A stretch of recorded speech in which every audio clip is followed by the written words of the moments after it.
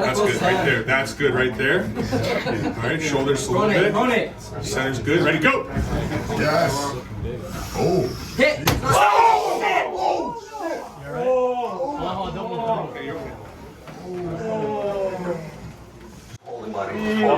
Hold it and breathe. It's gonna be okay. You're gonna be alright. You're gonna be alright.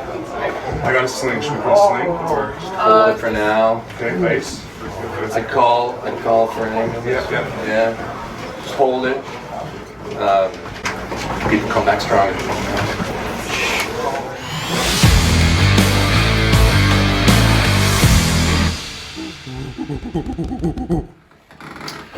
Hey guys, I'm Alex. I'm Jason. We're the Table Monkeys, and we had a first this weekend. Yeah. It was our first arm break for the club, so a bit of a unfortunate event, and obviously a bit of a downer of a video. But we want to try to take a negative, turn it into a positive, and hopefully give people information so Because it can be arm avoided. breaks do happen. They haven't happened at our club until just now. Yep. But they do happen a lot, and they are usually explained pretty easily by poor positioning Yeah. on the table. Every time you put your arm on the table, you're putting yourself at risk. Yeah, this is a combat sport, and like all combat sports, you do put your body at risk. One of the advantages and one of the reasons this sports is so cool and you can do it for so long is because the only thing you're really putting at risk is like from your shoulder to your fingertips. No head injuries, no back injuries, that kind of stuff. But you are at risk, and I've heard this said before, I think it's relatively true, is most of the time when you do see an injury in arm wrestling, it's usually a pretty bad one. Like, yeah, you might get a little tweak in your wrist once in a while, but for the most part, it's like an arm break, a bicep tear, a like rotator cuff thing, Yeah. you know, so... Or an elbow ligament. Yeah, like a ligament elbow dislocation. We saw that at Tweed. Yep. That's in a video, which was unfortunate. But Hopefully this that is guy did good. Yeah, this is the first one at our club, and Yeah. I think that because of our knowledge in exercise science and our understanding of arm wrestling, And biomechanics and stuff like that. yeah, that we've been able to keep ourselves safe and our club safe by teaching good positioning. Yeah, and Richard is a relatively new puller, or a really new puller, and so is JW. JW might have like a couple more months than him of table time.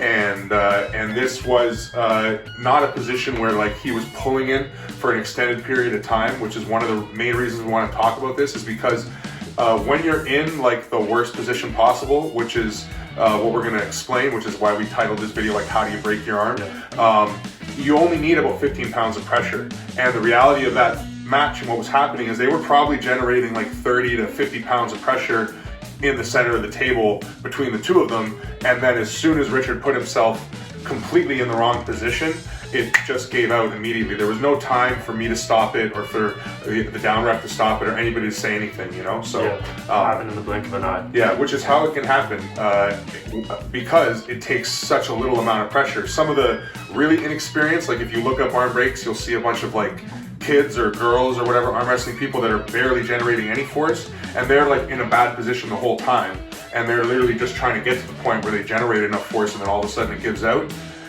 In arm wrestling, when you kind of know what you're doing, the risk is that you're already generating so much force that it just takes a split second of being in the wrong position for it to give out, like it did to Richard. So that's basically, you know, what we want to talk about, right? Is that you're the one that put yourself there. Yeah, and kudos to him for committing, and putting his body on the line, even when he had absolutely nothing left. That is a skill that arm wrestlers do have to possess. You got to be stubborn. You got to be able to commit and put yourself in tough positions. It's that warrior mentality, and that's definitely what that was. And Devin noted that, and we all know.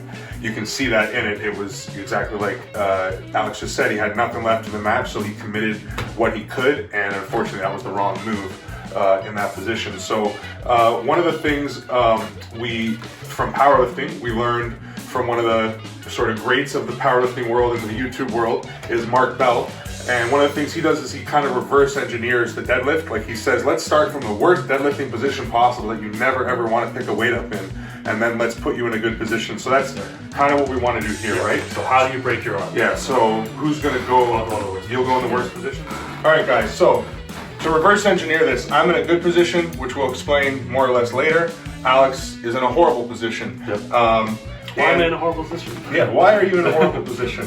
The main thing from this position, like obviously, if he was in this position and started to pull backwards, like started to fall away from the table, that's not dangerous. He's not at risk of breaking his arm. Why we make the point that it's his decision is that if he gets himself in this position or gets taken to this position and forces his shoulder across the table, his arm will break with very little pressure. Yeah. Like we were saying, 15 pounds of pressure. Because there is just no musculature involved in my body right now. It's all frame. So all the pressure is on this humerus. Yeah. And that's why it's only 15 pounds of pressure. Yeah, it just takes, in a spiral position like this, it just doesn't take any force. Yeah. So let's start to correct this position and put him in a better position. The first thing that you always hear and the command you would hear on the table from the ref would be, look at your hand. So that's looking at my hand. So now, first things first, I can actually see what I'm doing in an arm wrestling match. Yeah. If I'm looking over here, I have no idea what's going on. Yeah. I need to look at my hand. Yeah. And then one of the key fundamentals that people talk about is having your eyes locked on your fist as you're arm wrestling. Yeah. So you can always follow your hand and keep it close to your body. Exactly. And if you watch someone like John Brzenk, the most fundamental arm wrestler of all time, you can just watch him watch his hand as if there was a string from right between his eyes to this knuckle, and that force just will not separate. So that's the first thing when you start arm wrestling, is learn to always look at your hand. Yeah, and when I do look at my hand, it kind of forces me to square up as well, because now my neck is straight. I'm not twisting my neck. Yeah. So but even the most experienced arm wrestlers, like, you'll see them be way down here, but they're still looking at their hand, even if they're kind of seeming away from their body.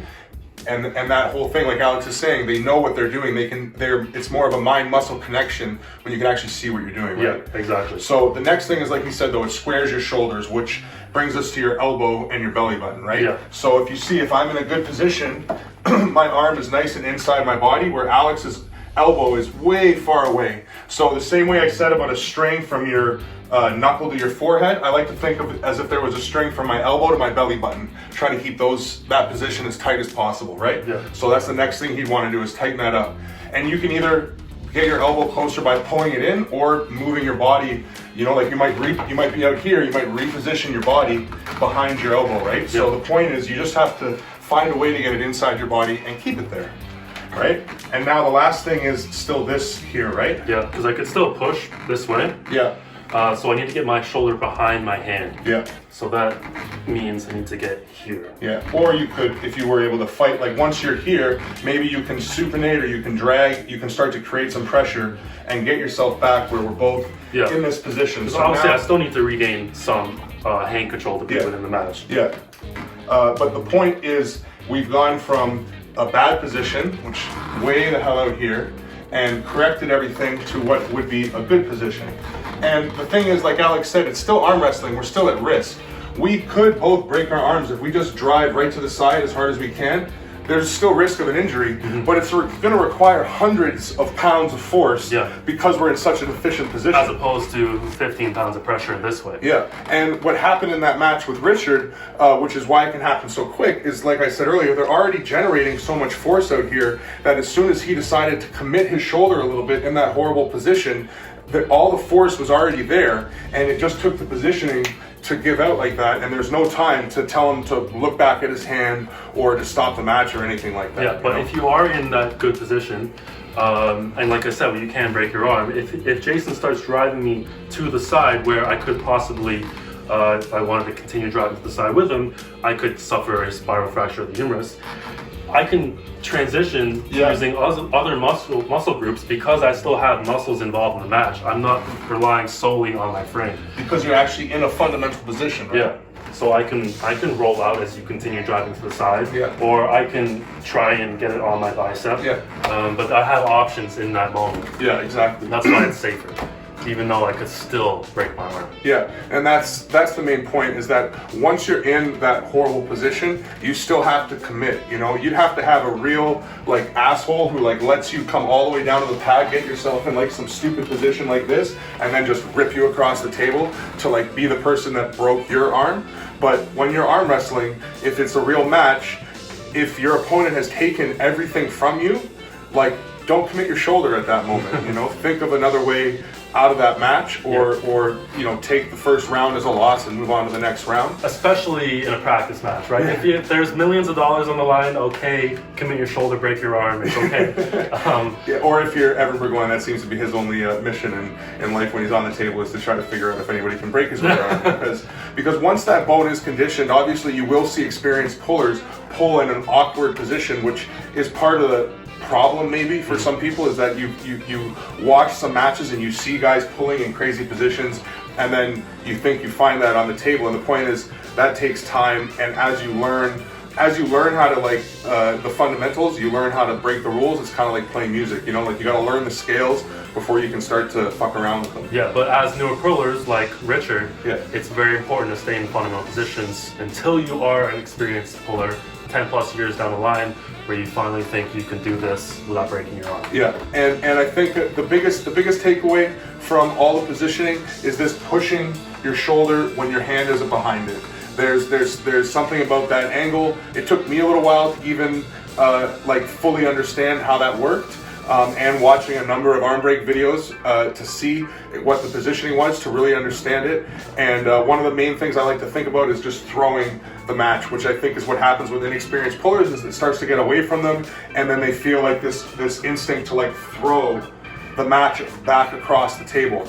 And that's just like, think of what that feels like.